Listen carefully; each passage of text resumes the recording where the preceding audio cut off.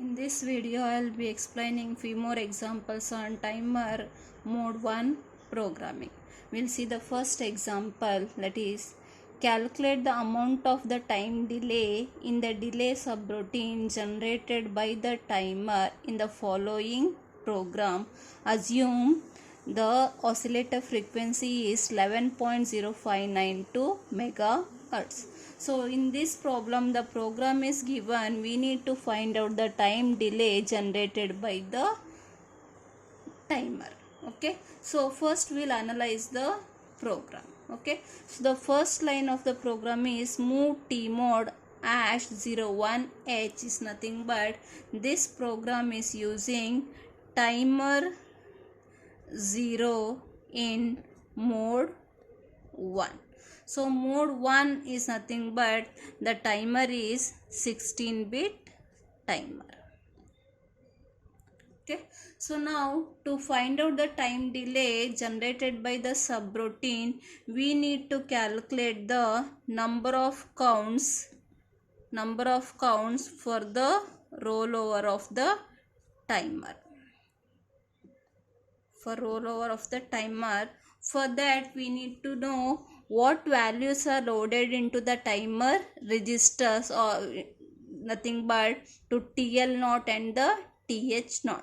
So the values are loaded into the TH0 and TL0 is, we can written as F2 FF, because the LSB value is loaded in, lower byte is loaded into TL0 and the higher byte is loaded into TH0, and this value is subtracted from the maximum capacity of the timer register can hold the value, because it is a 16-bit timer, so the maximum value can be stored in the timer registers are FFFF.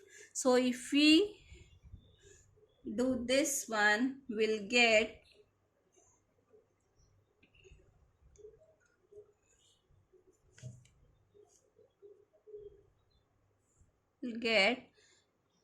0DH. So when we calculate in the hexadecimal representation, we need to add 1 to this, because this one extra machine cycle takes to roll over from FFF to 0. That's why we need to add 1 to this. So we get 0D plus 1. So we get 0EH. So the decimal equivalent of the 0EH is 30. So now the time delay is calculated using by multiplying this number of counts with the timer's clock period.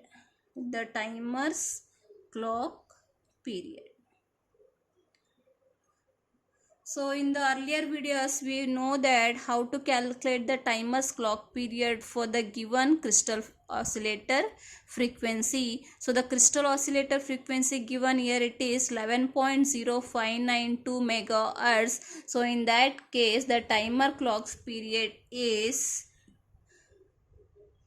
it is 14. The timer's clock period is 1.085 microsecond.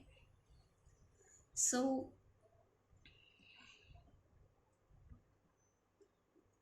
if you multiply this, we get 15.19 microsecond.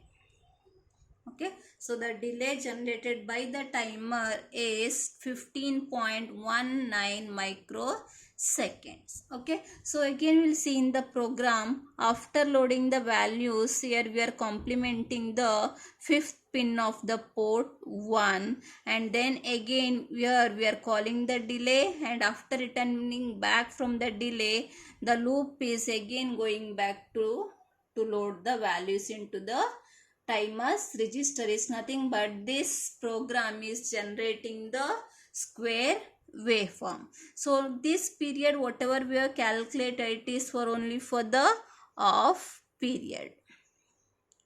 It is for the off period. So now for the entire period, total period, we need to do, it is a square wave pulse, so we need to multiply 2 into the whatever we got time, that is 15.19 microsecond. So we get 30.38 microsecond. So this is the time delay generated by the delay subroutine for the entire period. But at once the delay generated by the timer is 15.19 microsecond. So this can be calculated in the other method also. Here we are calculated using, like in hexadecimal, this can also be calculated using decimal. So in decimal means this FFF is nothing but we can take here 65,536, and then we need to convert this FFF2 into decimal value. So if we convert that value into decimal, we get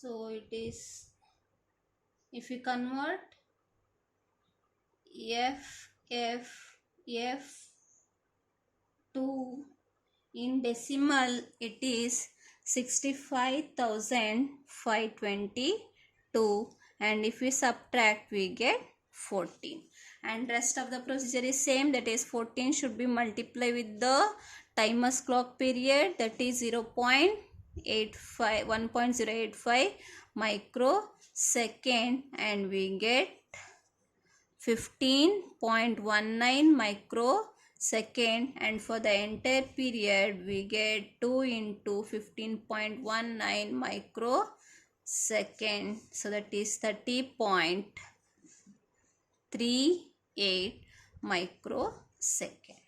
So this is how we calculate the delay generated by the timer for the given program. Okay, so now one more thing, the delay what we have calculated is only generated by the timer, but it is not the exact delay is generated from the entire program, because here we are not considered the delay generated by the other instructions which are present in the program. So in this example we will see that how to calculate the exact delay which includes the delay of all the instructions. Okay, so to calculate the exact delay we must know the machine cycle, we must know the machine cycles of all the instructions, and that is given in the appendix which is present in Mazdi textbook. Okay, so now I will see that how many machine cycles are taken by all these instructions. So the machine cycle taken by the T mode as 01 is 2 cycles, and this one is 2, and okay 2, and this one is actually it is we are leaving that 2, and next complement, this one is 1, and the delay instruction is taking 2, and this one is also taking 2, and next set bit R0 will take 1 machine cycle, and this TF naught, that is actually it is taking 14 machine cycle which we calculated earlier, and this one will take 1 machine cycle, this one will take 1 machine cycle, and this return will take 2 machine cycle. So if we added all this, it will take 28 machines cycle. So 28 machine cycles here total. Earlier 14 machine cycle is only generated by the timer. So now the total number of machine cycles of the entire program is now 28, and that is multiplied by 1.085 microsecond. And if it is for the entire period, we need to multiply that with the 2, so we get 60.76 microsecond. See, now we can see this is the time delay generated by this is the time delay generated by the timer, and this is the overall delay generated by the entire program. Okay, right? So now next, so in the yesterday's in the earlier videos and in this earlier videos, we have generated the delay, smaller delay, using timer mode 1 programming. So now we'll see how to generate or how to write a program if you want the larger delay. Okay, so now in this example, we'll see now. Example is, assuming crystal oscillator frequency is 22 megahertz, and write a program to generate a pulse train of 2 seconds period on pin P2.4. Okay, so before writing the program, first we'll see that what is the maximum delay can be generated for the given crystal frequency and the timer. Remember that the delay generated by the timer depends upon two factors. The first factor is depends upon the crystal oscillator frequency, and the second factor is depends upon which mode of which timer mode we are using. Okay, so now we'll assume that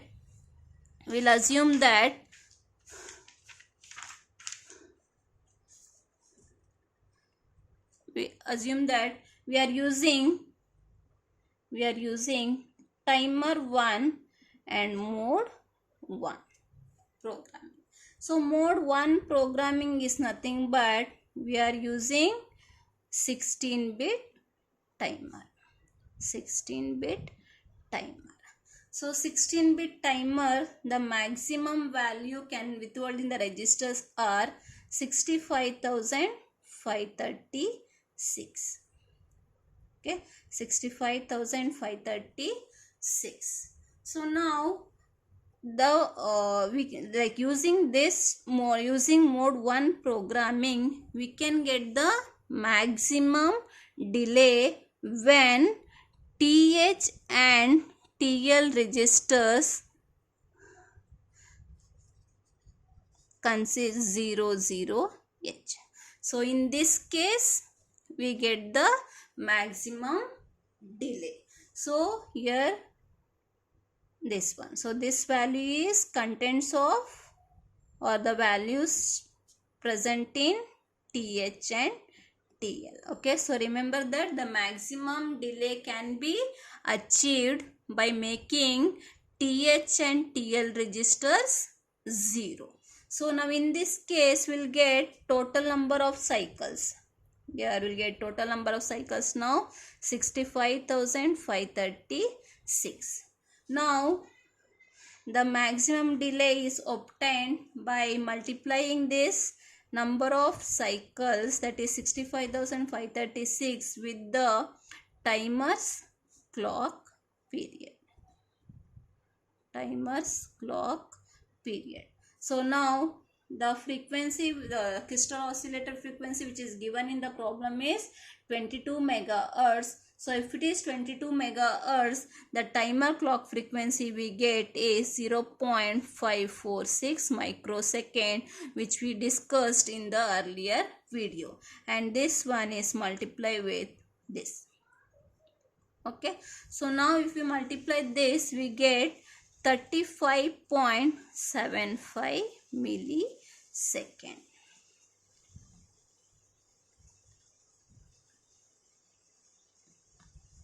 Okay, so the maximum delay generated by using mode 1 programming and with the crystal frequency of 22 megahertz is 35.75 millisecond. But in the given program we need to generate a delay of 2 seconds. So means we need to make use of other registers to achieve the 2 seconds delay. It implies that by using only the timer we cannot achieve 2-second delay. Okay, so now we'll come to this one. Okay, so now here the program here, the write a program to generate a pulse train of 2 seconds. Here pulse train means here it is a square wave, and they have given the period here. They have given the period is nothing but complete cycle, so that is 2 seconds. So if we take just the half period, then we get 1 second. We get only 1 second. So now first we'll find out how many cycles are required to achieve 1 second delay. Okay, 1 second delay. So the procedure is same. To find out the number of cycles, we need to divide required time delay by the timer's clock period. That is required time delay divided by timer's clock period. So required time delay is 1 second and timer clock period is 1.085 microsecond.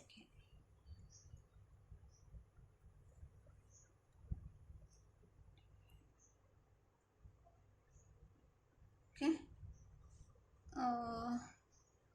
Okay. So in this one, like to find out the number of, like to find out the what values needs to be loaded into TH and TL and the other registers, we can calculate in two ways. The first way I'll explain now, just by approximating or using trial and error method, and the other method is using first to find out the number of cycles, and depends upon that we'll be loading the TH and TL. So now we'll see the first method. Okay, so now here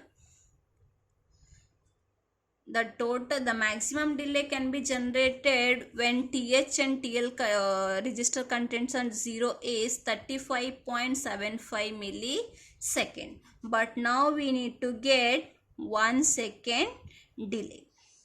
1 second delay. We'll assume that the value will be loaded into TH and TL register are 00H, and this will give the time delay of 35.75 millisecond. Okay, now we need to find out what value should be loaded into some other register, or how many times we need to repeat this so that we get 1 second. Okay, so now we'll see just trial and error method. For example, now if you repeat this one for 10 times, if you repeat this one for 10 times, so approximately we'll get 350 millisecond. Okay, so still we have not achieved the 1 second delay. So instead of 10, if we multiply with 20, if we multiply with 20, and then we'll get approximately 700 millisecond. Okay, approximately we get 700 millisecond. So again still we have not achieved this one. So again if you multiply with 30, again if you multiply with 30, here you'll get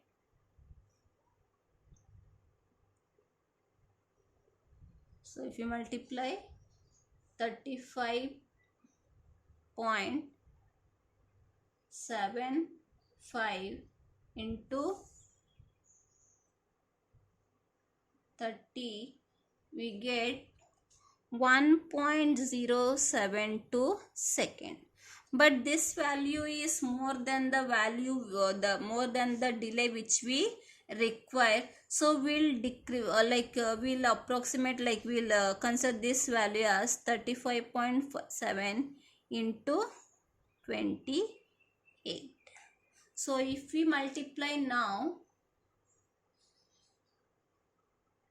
that is 35.75 into 28, we get 1.001 second. So now if we see this one, this is the required delay for the given program. So that is 1.001. So this indicates that the value to be loaded into the register is 28, is nothing but this one should be repeated for 28 times. Okay, next method we will see in the next example. So now we'll write the program for this. Okay, so we'll assume that now we are using timer 1. Mode 1 is nothing but means we need to move T mode as 10H, and how we got 10H, this is already explained in the earlier video. Okay, so next now we need to specify how many times we need to repeat our loop. That should be loaded into some other register. Will take R0, that is move R0 comma ash 28. Okay, so next procedure is simple. Here we are generating the square wave, so we need to complement the port. The port we are using here, it is P2.4, so complement P2.4. okay, next we need to load the TH and TL register, so move TH1 as 00H, move TL1 as 00H. Okay, next we need to we need to start the timer, so that is by set bit TR1. So next we need to watch out the timer flag, so that is by using the instruction JNB TF1 comma again, and this again comes here itself. Okay, right? So next, once the TF flag is raised, we need to clear the timer, that is clear TR1, then we need to clear the timer flag TF1, right? And now this is the one loop, that is for the timer to roll out from FFFF to 0000H.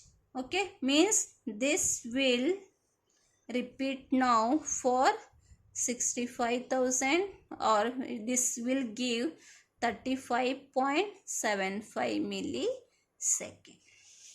Okay, right? So now we need 1 second. So for that we have loaded 28 into R0, means we need to repeat this loop for 28 times. So we need to use the instruction DJNZ R0 comma back, and this should go here back. Okay, right? So next, to repeat the pulse, again we need to start from loading the value to 20. Okay, so like this we can achieve the clock, we can generate the square wave which gives the 2 seconds T. Okay, right? So this is about mode 1 programming. So here remember that first always you find out the what can be the maximum delay generated by the given timer mode and the crystal frequency, and then you find out what value should be loaded into the some other register to achieve the required delay.